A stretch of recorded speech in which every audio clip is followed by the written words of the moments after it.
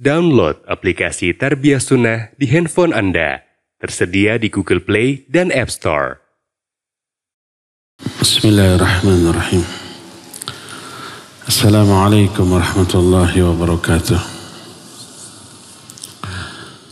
Alhamdulillahilladzi ba'atha fil ummiyina rasulan minhum يتلو عليهم آياته ويزكيهم ويعلمهم الكتاب والحكمة وإن كانوا من قبل لفي ضلال مبين وأشهد أن لا إله إلا الله الملك الحق المبين وأشهد أن محمدا عبده ورسوله صادق الوعد الأمين والصلاة والسلام على أشرف الأنبياء والمرسلين وعلى آله وأصحابه أجمعين ومن تبعهم بإحسان إلى يوم الدين وبعد.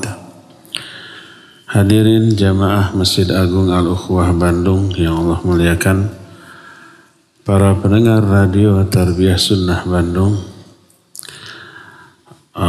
dan pendengar radio Roja di beberapa kota dalam siaran tunda. Roja hari ini tidak merilai langsung karena ada uzur, jadi pertanyaan nanti khusus untuk jamaah di sini. Juga pendengar radio-radio lain dan para pemirsa Roja TV dan beberapa TV lain serta para netizen di mana saja Anda berada. Jumat sore ini biasa kita membahas kitab Mukhtasar Ma'arijul Qabul. Sudah sampai pada bab rukun iman yang ke-5. Tapi spesial untuk sore hari ini kita akan mengangkat tema larangan mengharapkan kematian, mengangan-angankan kematian. Biasanya orang yang menginginkan kematian karena tidak kuat terhadap penderitaan yang sedang dialaminya di dunia. Musibahnya mungkin terlalu berat bagi dia. Dia tidak sadar musibah itu jauh lebih banyak keuntungannya daripada kerugiannya bagi yang menerimanya. Musibah itu tanda bahwa Allah menginginkan kebaikan bagi orang itu. Sebagaimana sabda Rasul SAW dalam hadis sahih riwayat Imam Bukhari dalam kitab sahihnya dari Abu Hurairah radhiyallahu anhu, berkata Rasul alaihi salatu wassalam, "Man yuridillahu bihi khairan yusib minhu." Siapa orang yang dikehendaki kebaikan oleh Allah, Allah akan memberikan musibah kepadanya. Lalu kebaikan apa yang dia terima dengan musibah itu? Kebaikan ukhrawi, kehidupan abadi kelak di akhirat.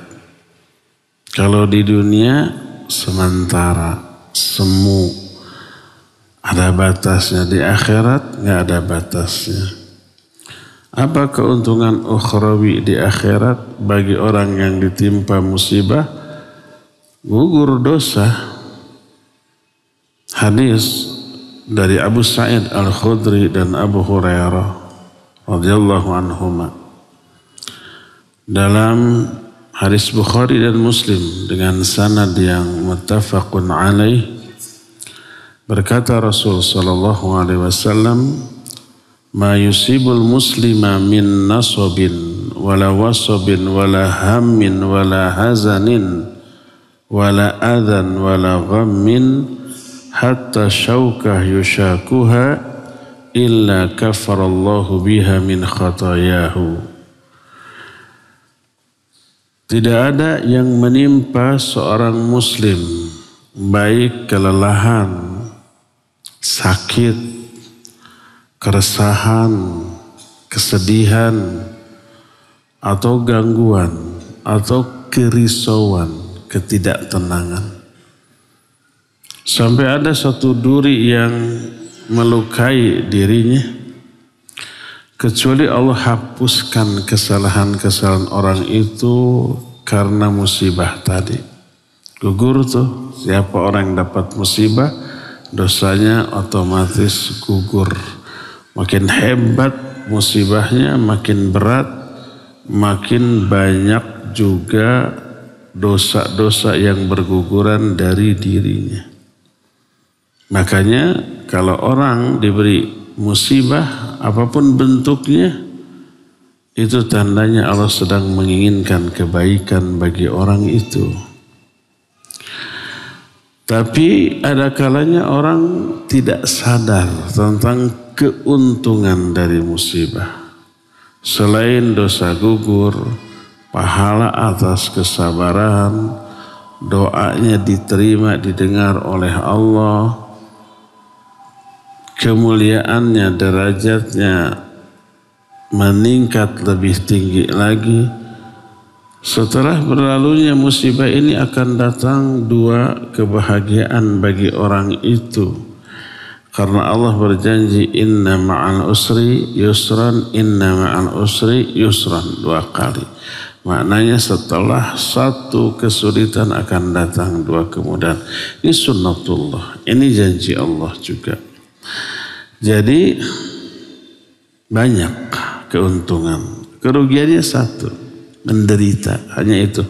Tinggal sabar sebentar, setelah ini berlalu kita akan diberi 2 kebahagiaan.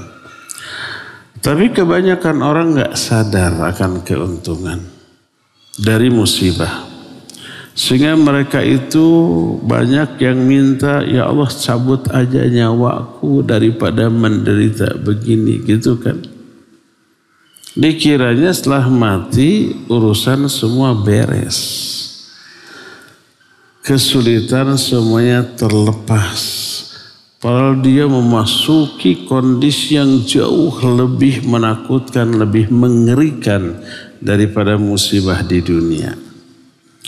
Makanya dilarang meminta mati, dilarang mengangan-angankan kematian dengan sebab gak kuat, gak tahan terhadap penderitaan hidup.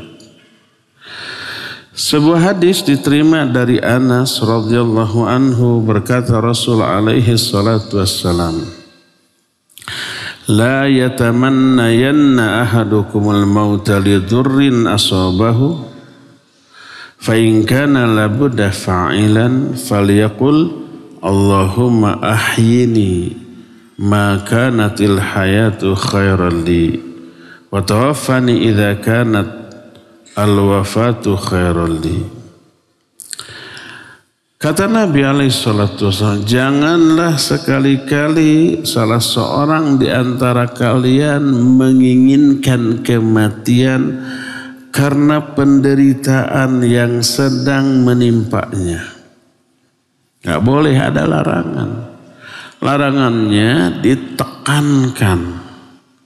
Penekanannya dari segi lafaz. Lafaznya fi'il mudhari', kemasukan huruf nun tauqid tsaqilah di akhirnya. La yatamannayanna ahadukum. Jangan sekali-kali. Awas, waspada, sekalipun jangan salah seorang di antara kalian mengangan-angankan kematian karena musibah yang sedang diterimanya. Fa in kana labudda fa'in, tapi kalau dia kekeh ingin minta mati, ucapkan doa berikut, Allahumma ahyini ma kanatil hayatu khairan li. Ya Allah, hidupkan aku. Makna hidupkan kan sedang hidup ini teh. Panjangkan usiaku. Kalau hidup ini lebih baik untukku. Wa tawaffani, dan wafatkan aku. In kanatil wafatu khairan li, kalau wafat ini lebih baik bagiku. Kita kan tidak tahu bagi kita lebih baik mati atau lebih baik hidup, kita tidak tahu. Allah yang lebih tahu. Ya. Nah, hadis awal yang menyatakan may yuridillahu bihi khairan yusib minhu. Siapa orang yang dikehendaki kebaikan oleh Allah, Allah akan berikan musibah kepadanya. Musibah itu pertanda kebaikan yang Allah berikan. Ini kata para ulama tidak mutlak, tidak berlaku umum. Tapi muqayyad itu terikat dengan syarat sabar ketika menerima musibah tersebut. Maka kalau sabar, kebaikannya berlimpah. Orang yang sabar karena memperoleh musibah itu luar biasa. Ya, pahalanya tidak ditakar, tidak dihitung, tidak disebut angka lagi. Tanpa hisab. Innama yuwaffas sabiruna ajrahum bighairi hisab. Hanyalah Allah akan memberikan pahala kepada orang-orang yang sabar tanpa hisab. Tanpa hitung-hitungan. Digelontorkan dengan jumlah yang sangat banyak. Terus selama sabar ditolong oleh Allah. Innallaha ma'as sabirin. Sesungguhnya Allah menyertai orang yang sabar. Makna menyertai disebut ma'iyatullah. Ini maknanya khusus. Dengan makna menolong, menguatkan, memberikan perlindungan, membimbing, ngaping, ngajaring. Selama dapat musibahnya tidak akan salah langkah dia. Kalau sabar. Ketiganya selama sabar ketika memperoleh musibah, rahmat Allah tercurah. Pujian Allah kepada orang itu di hadapan para malaikat terus diungkapkan yang disebut sholawat. Wa basyiris sabirin alladzina idza asabathum musibah qalu inna lillahi wa inna ilaihi rajiun. Ulaika alaihim shalawatu min rabbihim wa rahmah wa ulaika humul muhtadun. Kasih berita gembira tuh kepada orang yang sabar. Itu orang ketika dapat musibah dia bilang inna lillahi wa inna ilaihi rajiun. Ini kepasrahan kepada Allah ketika menerima musibah. Merekalah orang-orang yang akan dapat sholawat dari Allah dan rahmat. Dan merekalah orang-orang yang memperoleh hidayah. Pokoknya orang yang sabar itu selama sabarnya tercurah banyak sekali anugerah yang Allah berikan. Nah, ini yang dimaksud. Siapa yang dikehendaki kebaikan oleh Allah, Allah akan berikan musibah. Karena musibah mengundang banyak kebaikan dengan syarat sabar. Adapun orang kafir atau orang fajir. Orang fajir muslim tapi ahli maksiat, durhaka, jauh dari agamanya. Ketika ditimpa musibah mereka tidak sabar. Buruk ini. Ketika ditimpa penderitaan mereka putus asa. Mereka melakukan perbuatan yang semakin memperparah keadaannya. Dengan cara mabuk, narkoba, ke tempat-tempat hiburan yang semakin membuat dia lebih terpuruk, ke dukun, bahkan ada yang bunuh diri seperti itu. Maka tak diragukan lagi bahwa musibah yang Allah berikan kepada orang itu buruk. Jadi yang dimaksud siapa yang dikehendaki kebaikan oleh Allah, Allah akan memberikan musibah kalau orang itu menerimanya dengan sabar. Adapun kalau dia mengangan-angankan kematian, maka haram, terlarang. Kenapa? Pertama, ada larangan ini dari Nabi SAW. Yang kedua, menunjukkan ketidaksabaran orang tersebut terhadap musibah. Ekspresi sikap keputusasaan. Ya Allah, matikan saja saya daripada menderita seperti itu. Seperti itu tuh. Jadi putus asa dan tidak sabar. Nah, ketiganya bahasa ABG-nya sotoy terhadap kondisi dia setelah kematian. Dia merasa lebih tahu barijeng salah. Lebih tahu seolah-olah kalau mati beres urusan. Kalau mati akan tenang. Kalau mati terlepas dari masalah, kan gitu ya. Padahal mungkin dan dipastikan tuh kalau bunuh diri atau seperti itu, setelah mati tambah parah daripada masalah yang sedang dihadapinya selama hidup. Berdasarkan hal itu, maka wajib kita bersabar. Karena mungkin saja kematian bukanlah istirahat bagi kebanyakan orang.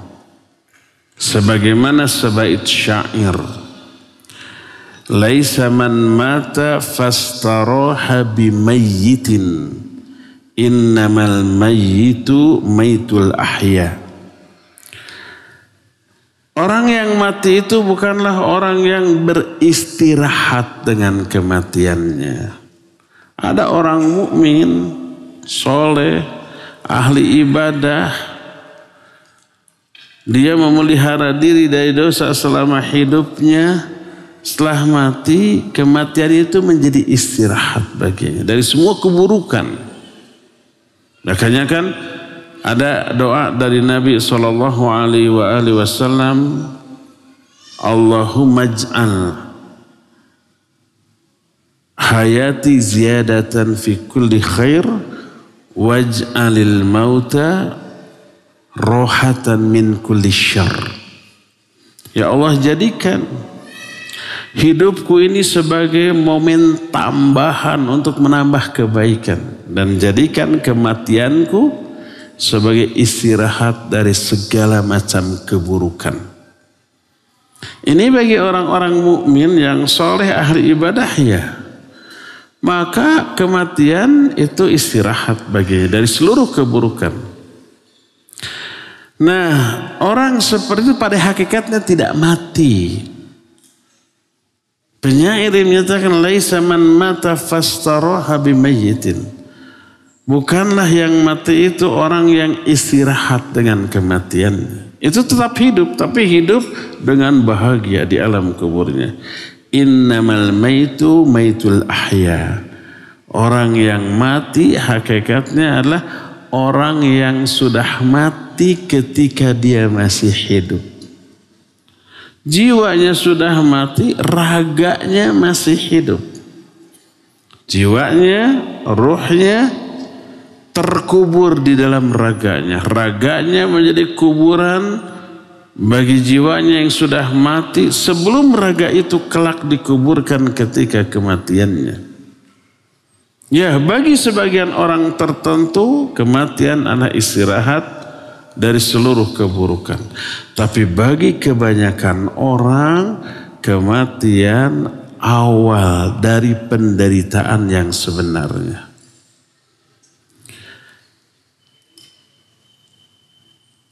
Disebutkan oleh para ulama, di antara Syekh Al-Utsaimin rahimahullah taala menyatakan, amma anta tamanna al-maut fa anta la tadri rubbama yakunu al-mautu syarran alaik la yahsulu bihi rahatan Akan tapi adapun kalau engkau mengangan-angankan kematian, engkau tidak tahu kadang setelah kematian itu buruk bagimu. Engkau tidak mengalami ketenangan atau istirahat setelah kematianmu. Falaisa kullu mautin rohah.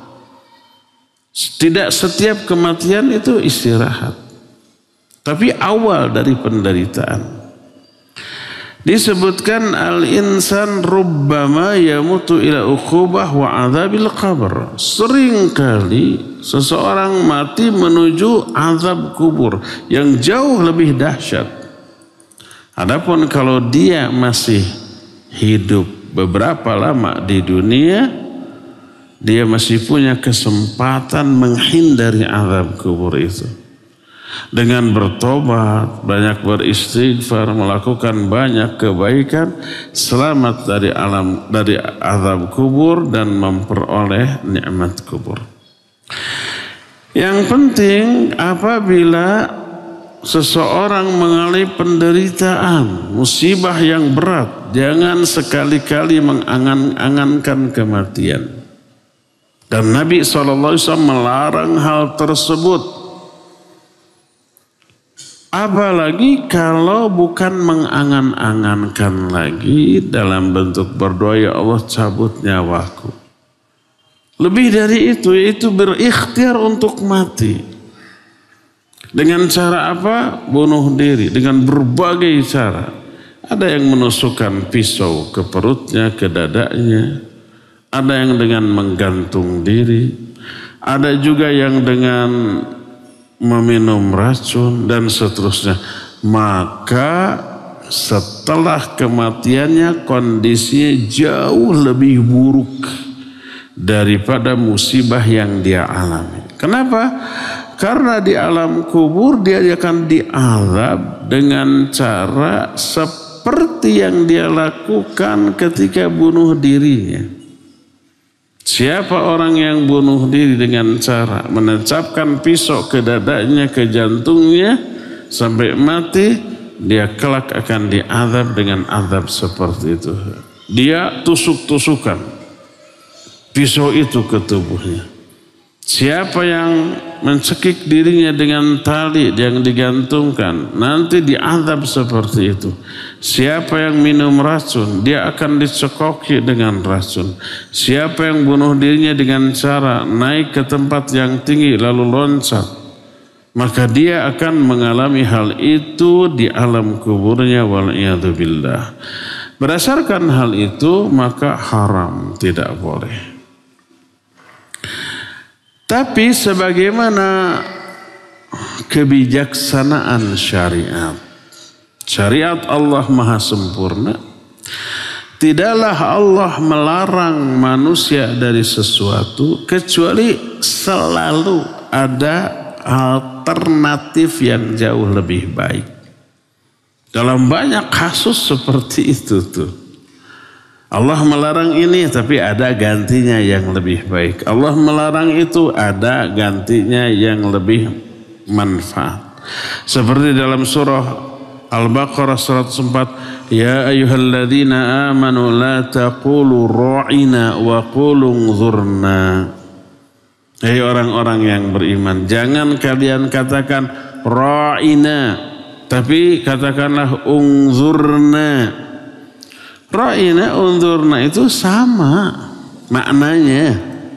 Tapi ra'ina ini dijadikan bahan pelecehan, plesetan oleh orang Yahudi terhadap kaum muslimin.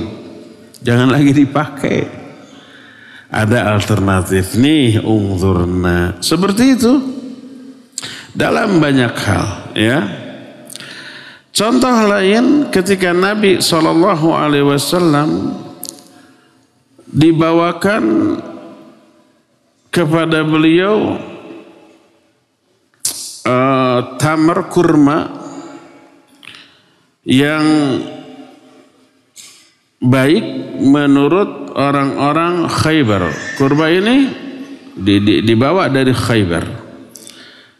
Oleh Nabi diingkari. Kata beliau menyatakan ukilat tamr Khaybar hakadha? Akullu tamri Khaybar hakadha? Apakah semua kurma Khaybar itu seperti ini? Kualitasnya buruk, enggak bagus. Kalau para sahabat berkata, la walakinna nashtari sa' min hadha bisa'ain wa sa'ain bithalatha. Enggak, ada yang bagusnya. Tapi ini ditukar, kami memberi satu so'. Satu so' itu satu takaran. Ada takaran so' kira-kira 4 atau 5 mud gitu. Kami membeli satu so' yang sebagus seperti ini ditukar dengan 2 so' yang buruk. Barter. Maka barter seperti terlarang. Kalau sejenis tapi kualitasnya jauh berbeda. Kata Nabi SAW, la taf'al. Jangan kamu lakukan ini. Enggak boleh ini mengandung unsur riba. Terlarang, tidak boleh. Walakin bi'tamr yani ar-radi bid-darahim thumma tabi' bid-darahim janiban. Tapi jual dulu ini yang buruk. Nanti setelah dapat uangnya baru belikan yang bagus. Seperti itu, jangan langsung barter. Ini satu so, ini 21 dengan 2 kali lipat takarannya, nggak boleh. Udah ini jual, uangnya belikan seadanya, gitu. Jadi Nabi melarang ini, tapi beliau memberikan solusi. Ini solusinya yang benar kayak begitu. Inilah syariat. Termasuk larangan meminta kematian, berdoa minta dimatikan ketika memperoleh musibah. Nabi melarang ini, tapi ada alternatif yang jauh lebih baik. Beliau berkata, la yatamannayanna ahadukumul maut lidurrin nazala bihi fa in kana labudda fa'ilan falyaqul Allahumma ahyini ma kanatil hayatu khairan li wa tawaffani in alimtal wafatu khairan li. Jangan sekali-kali salah seorang di antara kalian mengangan-angankan kematian karena penderitaan yang dialami. Kalau dia mau berdoa, berdoalah, ya Allah, hidupkan aku. Kalau kehidupan ini lebih baik bagiku. Maksud hidupkan aku, panjangkan usiaku. Kan dia sedang hidup. Wafatkan aku. Kalau wafat itu menurut pengetahuanmu, menurut ilmumu lebih baik bagiku daripada mati. Ya, jadi Nabi SAW menutup pintu-pintu keburukan seperti meminta kematian, membuka pintu yang lebih baik dan lebih selamat bagi kita. Ya. Adapun salah satu penyebab kenapa diberikan alternatif doa yang isinya menyerahkan putusan kepada Allah. Ya Allah, kalau hidup panjang lebih baik, panjangkan usiaku. Tapi kalau kematian lebih baik, matikan aku. Nah, ini menunjukkan pengakuan bodoh dan tidak tahunya kita terhadap perkara gaib, dan mengakui hanya Allah yang mengetahui yang gaib. Apa yang gaibnya? Kondisi kita setelah kematian dan kondisi kita ketika hidup kita berlanjut beberapa waktu lagi. Apakah akan lebih baik ataukah akan lebih buruk, kita kan nggak tahu. Perkara yang akan datang, baik masih hidup atau sudah mati, adalah perkara gaib. Dan yang gaib hanya Allah yang tahu. Kita tidak tahu. Surah An-Naml ayat 65 menyatakan, qul la ya'lamu man fis samawati wal ardil ghaiba illallah. Katakan olehmu, tak ada yang mengetahui perkara yang gaib baik di langit ataupun di bumi kecuali Allah. Termasuk kematian. Besok apa kita masih mati atau masih hidup? Sudah mati atau masih hidup? Kalau kita mati kapan, di mana? Penyebabnya apa? Kita enggak tahu. Allah menyatakan, "Wa ma tadri nafsum madza taksibu ghada wa ma tadri nafsum bi ayyi ardin tamut." Jiwa manapun tidak tahu apa yang akan dia lakukan esok. Dan jiwa manapun tidak akan tahu di bumi mana dia akan mati. Kadang-kadang hidup panjang lebih bagus bagi orang-orang tertentu. Dengan hidup panjang, dia bisa menambah amal soleh, ibadah dan kebaikan. Dia punya kesempatan mengurangi, menghapus dosa-dosanya dengan cara taubat, istighfar dan yang sejenisnya. Maka setiap orang yang mati, dia menyesal ketika kematiannya. Baik orang soleh, termasuk orang durhaka. Adapun orang soleh, dia menyesal kenapa waktu hidupnya tidak memperbanyak kebaikan yang lebih banyak lagi. Masih ada waktu-waktu hidup yang kemarin kita lalaikan, masih itu menyesal. Sebagaimana sebuah hadis, berkata Rasul sallallahu alaihi wa alihi wasallam, "Ma min mayyitin yamutu illa nadam. Fa in kana muhsinan nadama alla yakuna izdad. Wa in kana musian nadama alla yakuna ista'tab."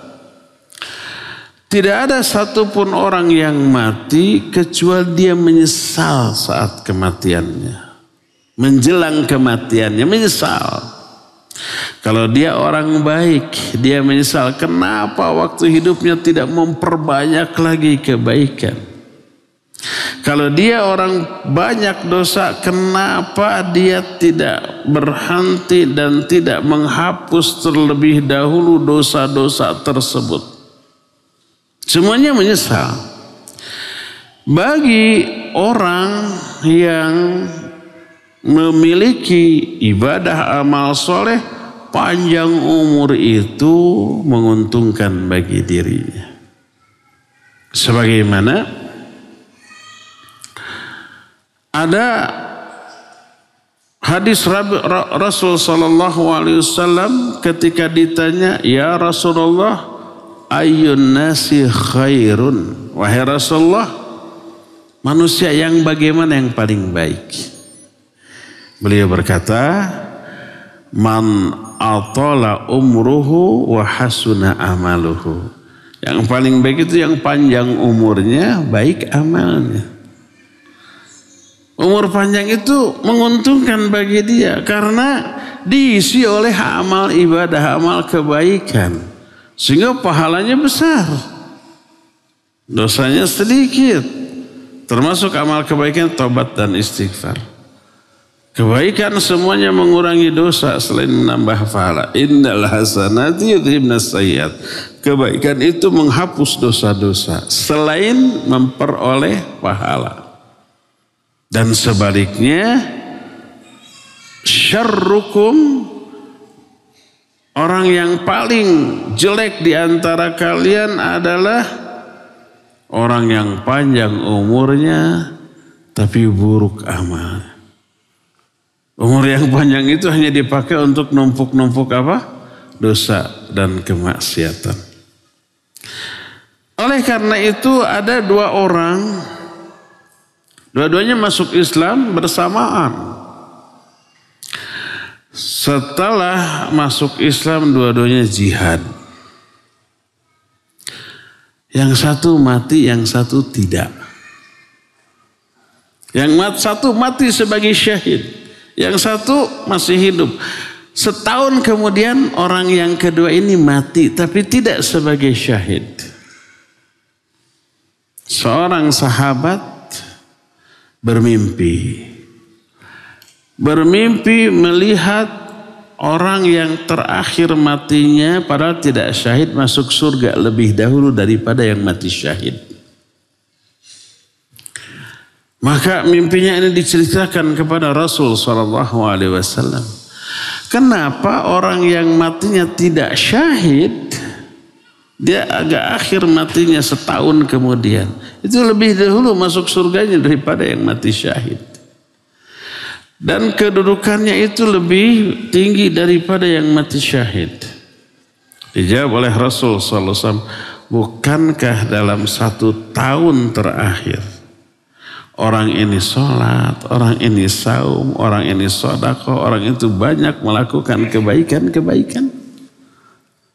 Jadi umurnya lebih panjang daripada temannya, setahun lebih panjang. Tapi setahun ini dipakai untuk ibadah, dipakai untuk amal soleh, dipakai untuk melakukan banyak kebaikan. Sehingga apa yang terjadi? Pahalanya lebih banyak. Dan pahala menentukan kadar atau level tingkatan di surga. Perkataan Imam Ibnu Hajar diambil dari nas ayat, diambil dari nas hadis, bahwa ketinggian derajat di surga ditentukan oleh banyak sedikitnya pahala. Makin banyak pahala makin tinggi. Raf'atud darajat li kasrati thawab. Ketinggian derajat karena banyaknya pahala. Ini beliau ungkapkan ketika menafsirkan Al-Quran surah Al-Mujadilah ayat yang ke-11. Yarfa'illahu alladhina amanu minkum walladhina utul ilma darajat. Allah mengangkat orang-orang yang beriman dan berilmu di antara kalian beberapa derajat. Maksud derajat di sini adalah tingkatan di surga. Raf'atud darajat li kasrati thawab. Tingkatan derajat di surga karena banyaknya pahala. Makanya seringkali pahala dalam banyak hadis diungkapkan dengan lafaz darajat. Banyak tuh, ya. Seperti umpamanya innal muslimal musaddad yudriku bi husni khuluqihi darajatas sawamil qawwam. Seorang muslim musaddad. Musaddad itu yang simpel. Dia hanya yang wajib saja, yang sunnahnya ditinggalkan. Musaddad. Yang sederhana, tidak soleh-soleh amat. Tapi dengan kebaikan akhlaknya dia mampu mencapai derajat ahli saum dan ahli tahajud.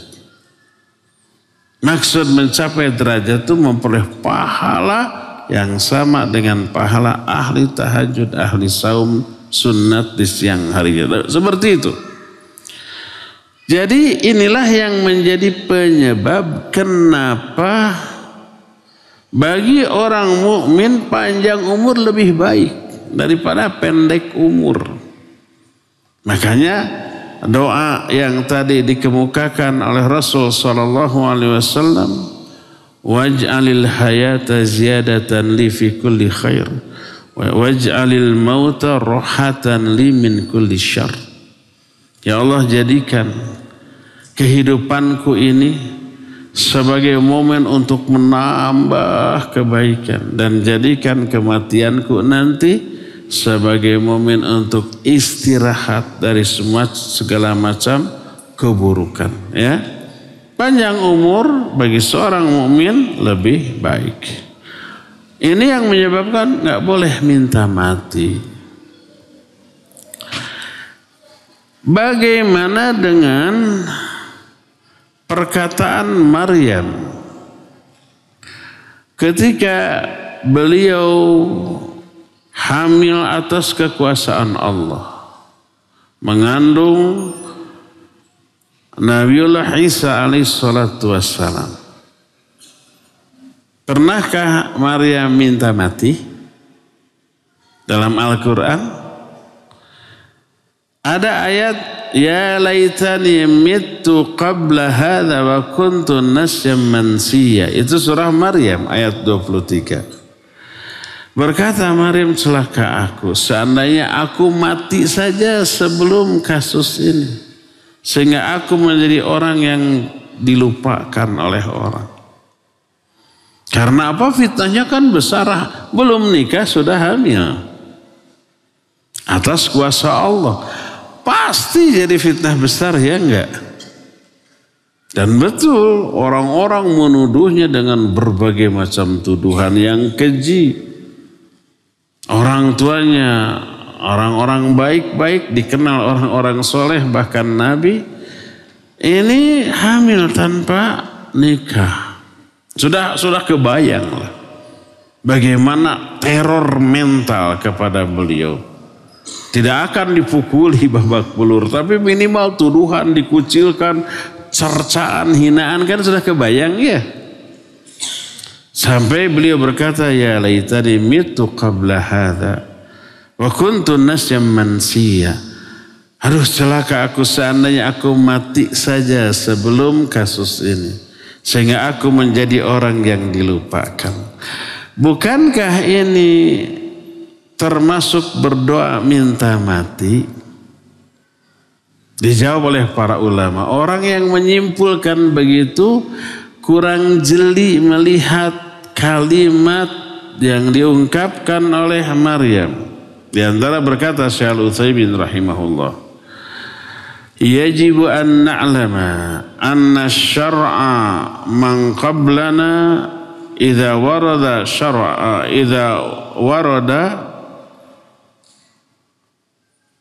syara'na bi khilafihi falaysa bihujjah lianna syar'ana nasakha kulla ma sabaqa minal adyan. Pertama, bahwa syariat masa lalu beda dengan masa sekarang. Ada yang dulu boleh, sekarang terlarang. Ada yang dulu terlarang, sekarang boleh. Syariat zaman Nabi dahulu dengan Nabi sekarang berbeda. Contoh yang dulu haram, tidak boleh, yang sekarang halal. Contohnya ghanimah, harta rampasan perang. Contoh yang dulunya umpamanya boleh, halal, sekarang haram. Contohnya menghormat dengan cara sujud. Sujudnya para malaikat kepada Adam, menghormat. Dulu dibolehkan. Sujudnya Nabi Yusuf dan saudaranya kepada ayahnya Nabi Yakub. Sujudnya saudara-saudaranya kepada Yusuf. Itu sujud dalam rangka menghormat. Boleh dulu. Tidak haram, dibolehkan, diperintahkan. Tapi di zaman Nabi SAW nggak boleh. Lau kuntu amiran ahadan liyasjuda li ahadin la amartul mar'ata litasjuda li zawjiha li admi haqqihi 'alaiha. Seandainya aku berhak menyuruh seseorang untuk sujud kepada orang lain, akan aku perintahkan seorang istri untuk sujud kepada suaminya. Saking agungnya hak suami atas istrinya. Kalau boleh. Tapi karena nggak boleh, Nabi SAW tidak merintahkan para istri untuk sujud ke suaminya, tidak memerintahkan anak untuk sujud ke orang tuanya, tidak memerintahkan seorang murid untuk sujud kepada guru-gurunya, walaupun dalam rangka menghormat. Apalagi dalam rangka ibadah, musyrik. Siapa orang yang sujud kepada orang lain dalam rangka ibadah, musyrik. Siapa orang yang sujud kepada orang lain dengan niat menghormat, maka dia maksiat. Tidak syirik, tidak, karena bukan menyembah tapi menghormat. Cuma menghormatnya dengan cara yang dilarang oleh Nabi, maka maksiat. Nah, termasuk pertama, andai Maryam berdoa, ya Allah matikan aku, itu syariat zaman dahulu. Tidak berlaku untuk syariat zaman sekarang. Ini pertama, andai kalimat itu adalah permintaan Maryam kepada Allah untuk dimatikan. Andai ini. Dan ternyata bukan itu makna kalimatnya. Ini alasan kedua. Anna Maryam lam tatamanna al-maut walakinnaha tamannatil maut qabla hadhil fitnah. Walau baqiyat alfa sanah. Maryam tidak mengangan-angankan kematian ketika menerima musibah itu, tidak. Tapi beliau hanya mengangan-angankan kematian sebelum terjadinya fitnah. Daripada hidup terfitnah khawatir nih. Khawatir tak tahan, boleh. Tapi fitnah itu belum terjadi loh. Dan Nabi SAW memberikan contoh doa, boleh kita berdoa seperti itu. Di antara Allahumma inni as'aluka fi'lal khairat wa tarkal munkarat wa hubbal masakin wa antaghfirali wa tarhamani wa idza aradta fitnata qaumin fatawaffani ghairu maftun. Ya Allah, sungguhnya aku minta kepadamu hidayah untuk fi'lal khairat, melakukan banyak kebaikan, wa tarkal munkarat, meninggalkan banyak kemungkaran, wa hubbal masakin, mencintai orang-orang miskin, wa antaghfirli wa tarhamani, dan agar engkau mengampuni aku dan merahmati aku. Wa idza aradta fitnata qaumin fatawaffani ghairu maftun. Dan kalau engkau mau menimpakan fitnah ke suatu kaum, wafatkan aku tanpa terkena fitnah itu. Jadi meminta diwafatkan agar tidak terkena fitnah atau dalam keadaan tidak terkena fitnah, ya. Sama dengan doa Nabiullah Yusuf alaihissalatu wassalam dalam surah Yusuf ayat 101. Nabi Yusuf menyatakan, anta wali fid dunya wal akhirah tawaffani musliman wa alhiqni bis salihin. Ya Allah, engkaulah pelindung aku di dunia dan akhirat, wafatkan aku sebagai seorang muslim dan masukkan aku ke dalam golongan orang-orang yang soleh. Doa tawaffani musliman, wafatkan aku sebagai seorang muslim, apakah ini minta mati? Bukan minta mati saat itu, tapi kalau toh nanti datang saat kematianku, matikan aku dalam keadaan muslim, kan gitu ya maknanya ya. Bukan sekarang. Seperti umpamanya, ya Allah, matikan aku dalam keadaan husnul khatimah. Allahumma tawaffani husnul khatimah, umpamanya. Apakah itu minta mati sekarang? Bukan. Padahal kita lagi sehat, lagi senang, lagi gembira, lagi happy, lagi banyak duit gitu. Kita berdoa, Allahumma tawaffani musliman wa alhiqni bis sholihin. Allahumma rzuqna husnul khatimah. Ya Allah, wafatkan aku dalam keadaan husnul khatimah. Apakah itu minta mati? Bukan. Tapi minta dimatikan pada saatnya. Dalam keadaan husnul khatimah. Ya.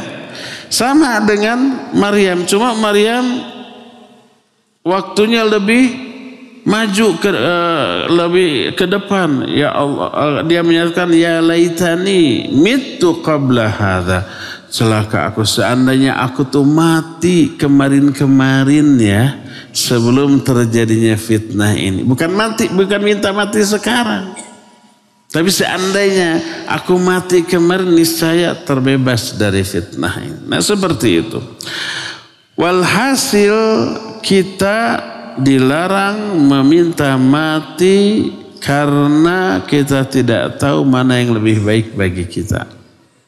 Apakah usia kita panjang lebih baik ataukah lebih buruk? Kita serahkan kepada Allah dengan mengatakan atau dengan berdoa, Allahumma in kanatil hayatu khairan li fahyihi 'alal Islam wa in kanatil wafatu khairan li fatawaffani 'alal iman. Bisa begitu.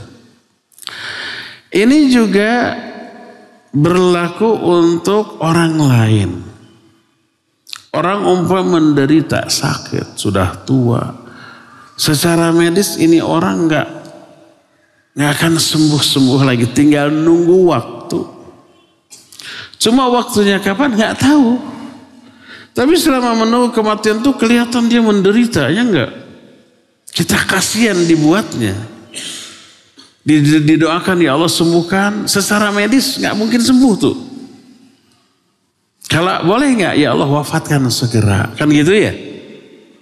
Boleh nggak? Mendoakan orang lain yang kita lihat sedang menderita agar segera diwafatkan. Ya Allah, aku nggak tega melihatnya. Wafatkan dia dengan segera gitu. Boleh nggak? Tetap tidak boleh. Kenapa? Kita nggak tahu mana yang lebih baik bagi dia. Kalau kita melihat ada orang terdekat kita seperti itu, menderita, nggak mungkin sembuh lagi gitu ya. Apakah ya Allah segera wafatkan? Nggak boleh. Agar kita tenang, tentram, empati kita kepada dia sedikit berkurang dan terhibur, berfikirlah tentang aspek ukhrawi dia, bukan duniawi dia. Duniawi dia kelihatan menderita, kelihatan mengenaskan, memprihatinkan, kita tidak tega melihatnya. Tapi itu baik untuk ukhrawi dia. Di mana letak kebaikannya? Selama dia hidup menderita, selama ini dosanya gugur terus. Bayangkan dia ini sebelum dipanggil oleh Allah, oleh Allah sedang dibersihkan dulu dosa-dosanya ini. Masih banyak dosanya, belum bersih, jangan diwafatkan nih. Nanti pada saatnya sudah bersih baru Allah panggil.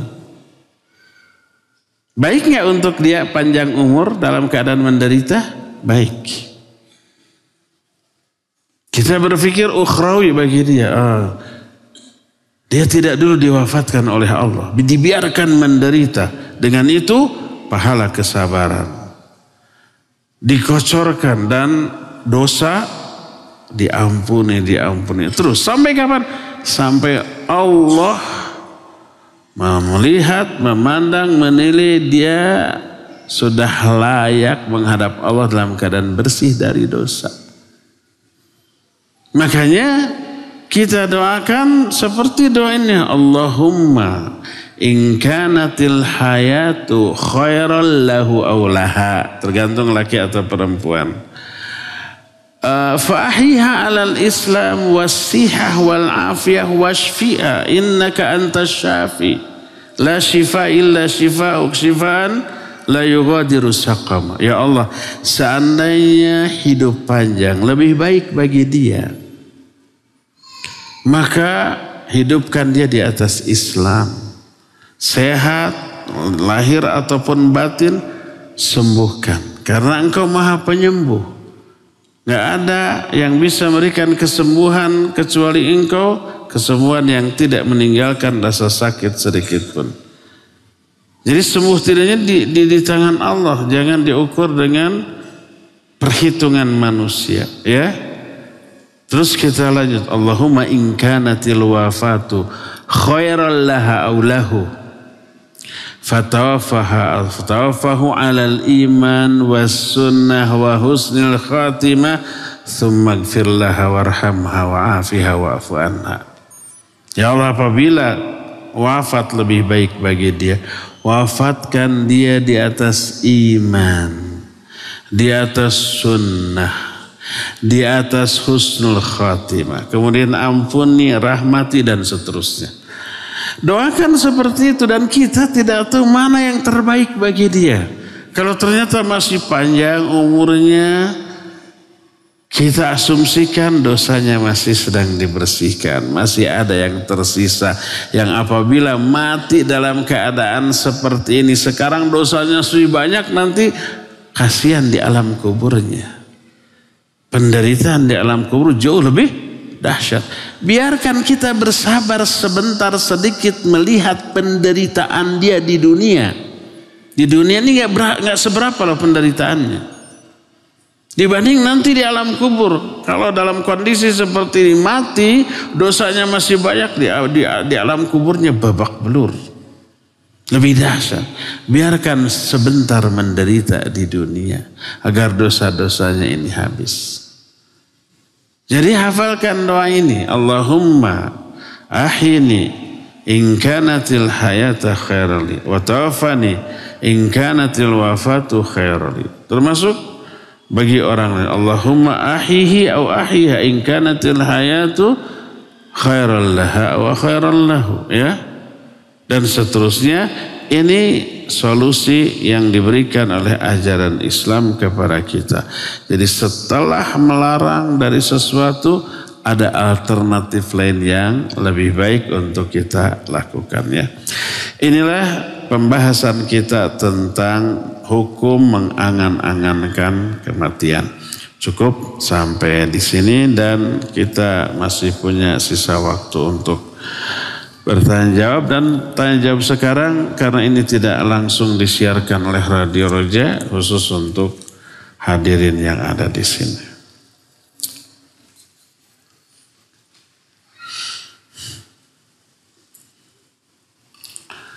Apakah benar jika ada orang yang minta mati akan diaminkan oleh malaikat? Wallahu a'lam. Keterangannya tidak seperti itu, tapi sangat mungkin ya. Yang ada adalah tidak boleh mengatakan perkataan buruk ketika ada musibah atau kematian seseorang. Seperti seorang kepala keluarga, sebuah keluarga mati, lalu kita menyatakan, aduh celaka sengsara nih keluarga yang ditinggalkannya. Itu nggak boleh karena malaikat ada di sana dan mengaminkan. Atau orang ini sepengetahuan kita ahli maksiat, aduh celaka orang ini. Selama hidupnya maksiat, entah neraka mana yang pantas untuk dia. Gak boleh. Nah itu ada larangan seperti itu, ya. Maka jangan sekali-kali berdoa keburukan baik untuk diri sendiri ataupun untuk orang lain.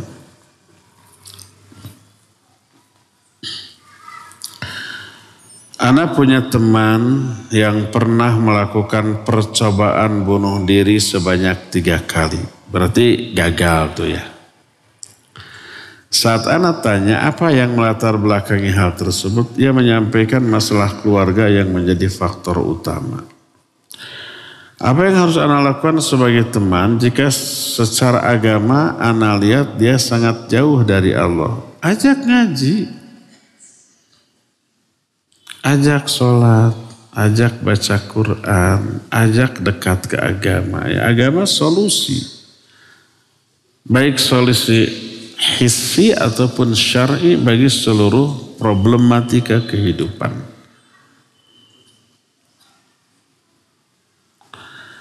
Saya takut kalau ia mengatakan urus saja urusanmu sendiri. Kenapa takut?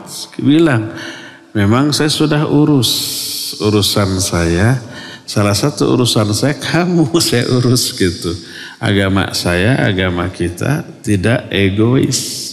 Agama kita harus peduli kepada sesama. Agama kita harus memberikan perhatian kepada sesama. Ini urusan saya juga gitu bilang, ya. Jangan kalah hujah tuh, kan sering ngaji.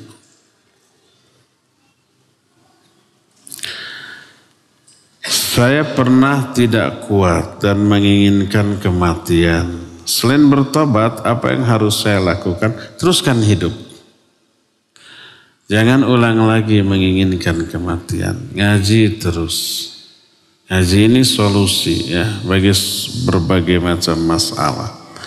Ngaji termasuk salah satu ikhtiar syar'i untuk diringankan dan dimudahkan seluruh urusan kita, dicabut seluruh kesulitan-kesulitan hidup kita, ya. Terus.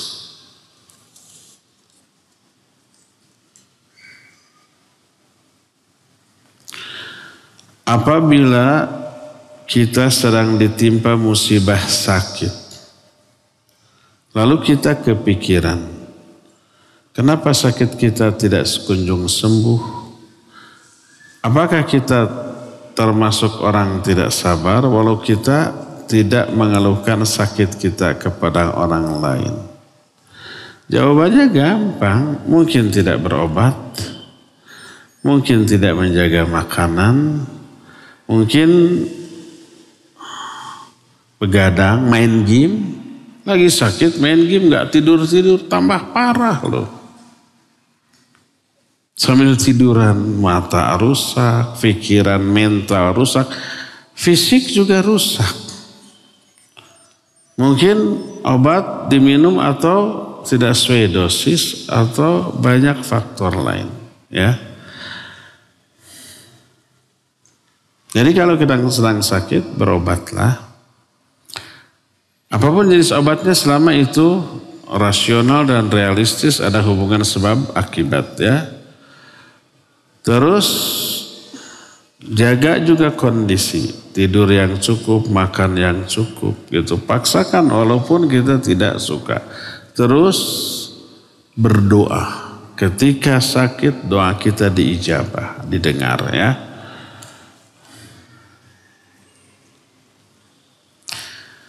Ini curhat atau laporan. Biasa dari akhwat. Jika suami tuh kan tidak terbuka permasalahan keuangan terhadap istri, apakah boleh Ustaz?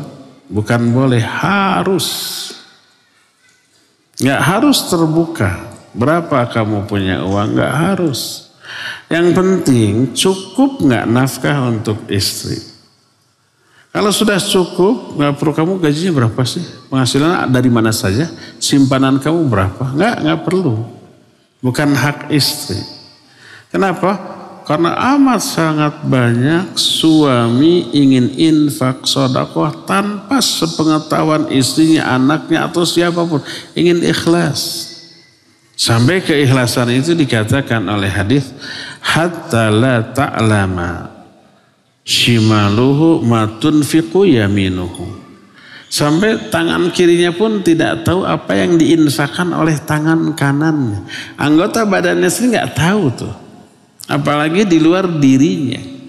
Istrinya, anaknya, sahabatnya, orang tuanya nggak perlu tahu. Nanti kalau tahu bisa mengganggu keikhlasan. Si papa meni hebat gitunya. Saya teh tak gitu. Atau yang kedua, istrinya ngerewong. Gede-gede amat sedekah teh sampai 3 miliar segala. Nanti bisa timbul masalah, ya. Yang penting nafkah untuk istri cukup sudah. Kecuali kalau kurang, oke, minta lagi. Tanpa harus bertanya sumber dan berapa kekayaan atau uang si suami. Asal cukup, sudah cukup, ya. Nggak perlu ikut terlibat di dalam manajemen keuangan yang dimiliki oleh suami. Karena saya sebagai seorang istri ingin keterbukaan dalam rumah tangga. Tidak harus, tidak boleh memaksa. Ingin boleh, tapi kalau nggak dikasih jangan maksa gitu, ya. Jangan maksa. Selama suami menjaga diri, menjaga agamanya, ketakwaannya, percayakan. Uangnya tidak akan mubadir atau tersalur kepada sesuatu yang haram. Itu saja intinya, ya. Malah di tangan suami mungkin lebih barokah, ya. Dia mungkin ingin infak, ingin sedekah, memberi ke tetangga, memberi ke kerabat. Selama hak istri terpenuhi sudah cukup. Gak perlu untuk mengetahui semuanya.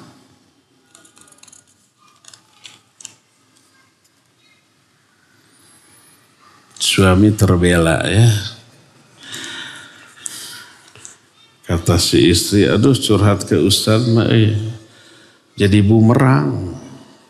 Nanti suaminya pulang ke rumah, dengarkan mah tadi kata Ustaz, dengan maksa. Begitulah syariat, ya. Nggak harus tahu.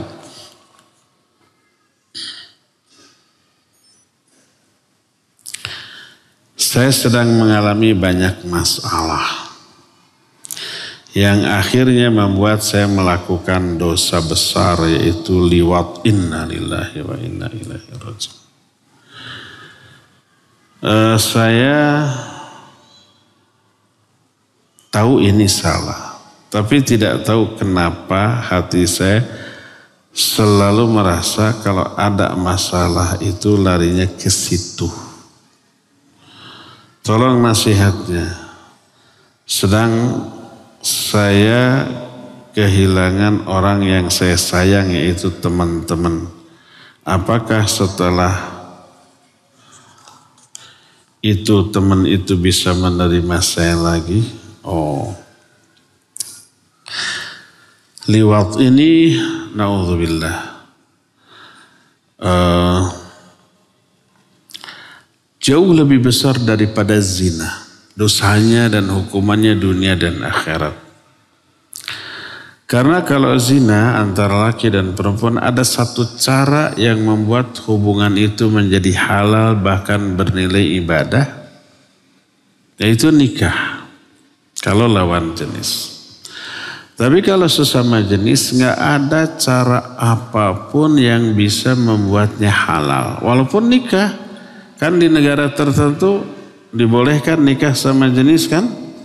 Ada presiden sebuah kepala negara sebuah negara, istrinya bukan istrinya berarti, karena bukan istri, pasangannya sesama lelaki. Walaupun diresmikan secara syar'i tetap haram, tidak boleh ya.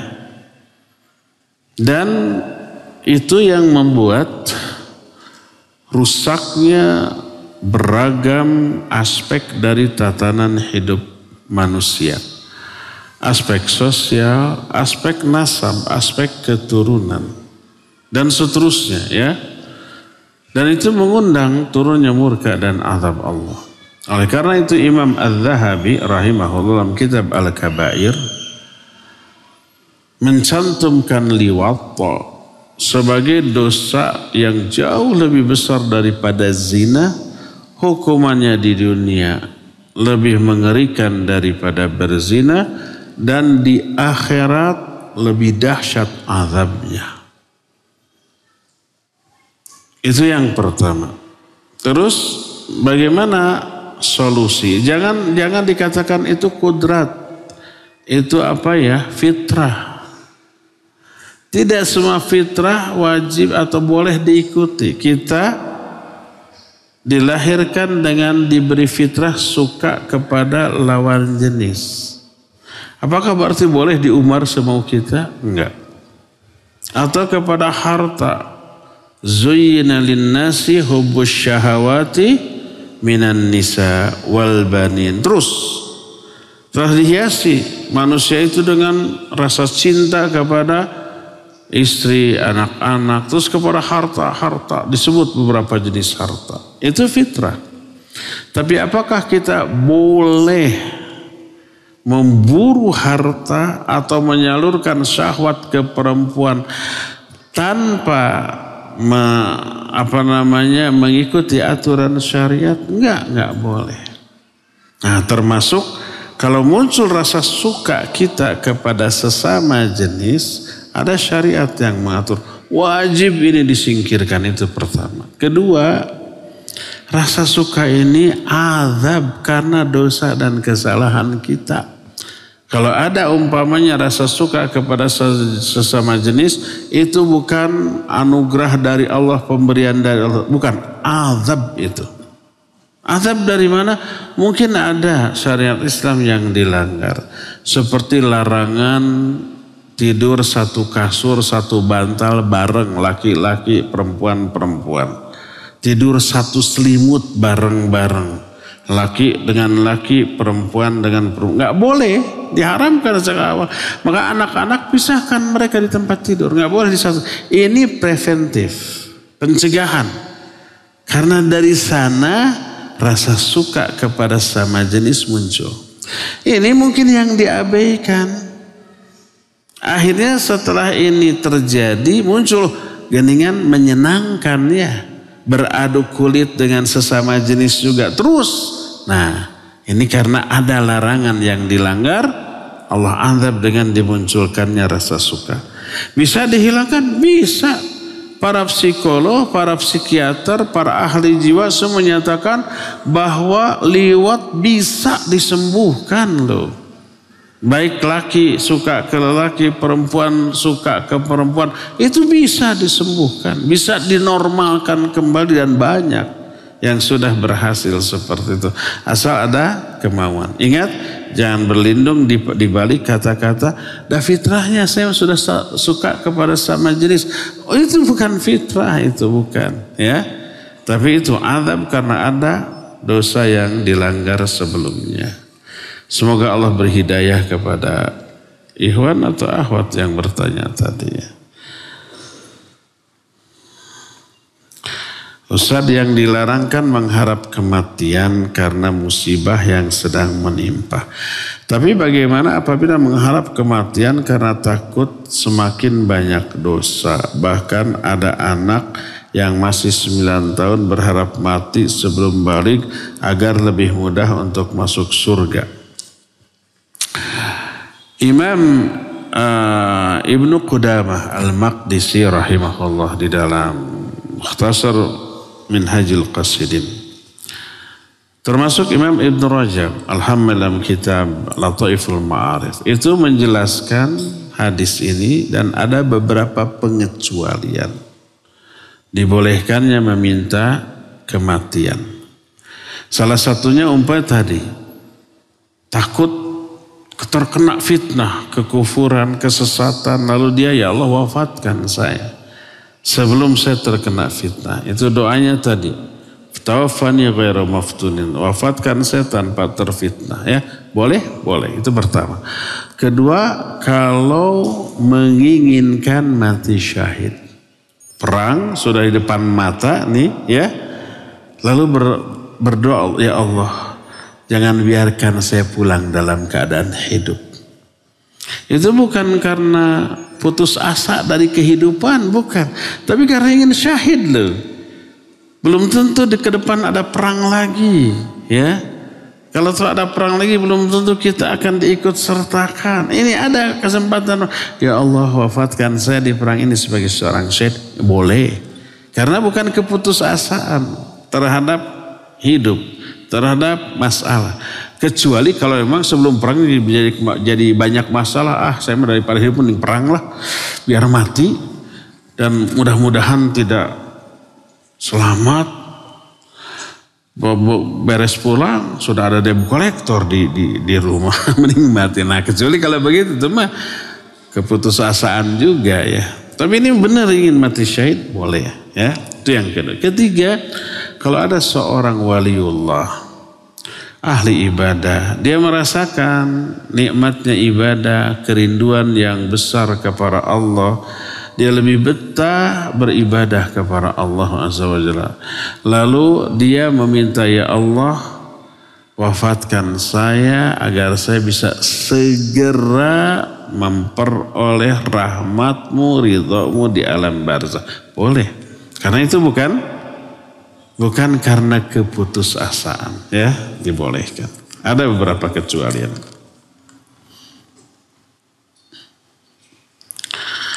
Jika saya sering gelisah, hampa, tidak ada hasrat, apakah itu bisa menggugurkan dosa? Iya. Menggugurkan itu disebut ham atau gham atau hazan, ya. Ham, hazan, gham itu keresahan, kerisauan, kegelisahan, kesedihan, ya. Ketegangan, ketakutan, ya. Itu menggugurkan dosa. Lalu bisikan setan menjadi-jadi membuat saya menangis dan merengek pada Allah. Jika rasa gelisah dan hampa ini karena dosa-dosa yang saya lakukan. Lalu bisikan setan makin menjadi dengan bisik mengatakan, udah mati aja, hidup gak guna. Gitu-gitu aja. Laguna, membosankan. Di situ terbersit ingin mengakhiri hidup, tapi saya ingat jika mati bunuh diri itu dosa besar dan takut dengan azab. Kalau ada bisikan itu langsung ta'awudz, a'udzubillahi minasyaitonirrajim. Langsung palingkan pikiran kita berpikir masalah yang lain-lain yang lebih positif, ya. Apa itu gangguan setan? Ya. Langsung ta'awudz saja. katakan secara keras sambil menghayati a'udzubillahi minasyaitonirrajim. Aku berlindung kepada Allah dari godaan setan yang terkutuk. Nanti akan hilang dengan sendirinya. Surat ini di print. Ustaz, saya ingin curhat. Aduh. Seikhwan menginjak umur 29 tahun kalender Hijriah. Belum menikah. Kayaknya mau promosi ini. Bolehkah saya mendahulukan mengejar ilmu dan memperbaiki finansial? Karena ada dua faktor yang membuat saya tidak ingin menikah dulu. Faktor pertama, ilmu agama saya masih sangat sedikit. Saya takut jika menikah saya tidak mengajarkan ilmu agama pada istri dan dihisab di akhirat nanti. Faktor kedua, sulit cari akhwat yang mau sama ikhwan yang kekurangan harta. Atau siapa? Banyak ikhwan yang kere udah nikah tuh. Dan orang tua juga pasti nolak. Enggak selalu. Orang tua juga khawatir. Putrinya udah lewat 25 tahun, udah hampir 30, udah hampir expired gitu. Nggak laku-laku gitu. Khawatir pokoknya ada yang ngelamar, terima aja gitu. Lalu saya juga tidak tega apabila membawa istri hidup miskin. Jadi biarlah saya yang berjuang.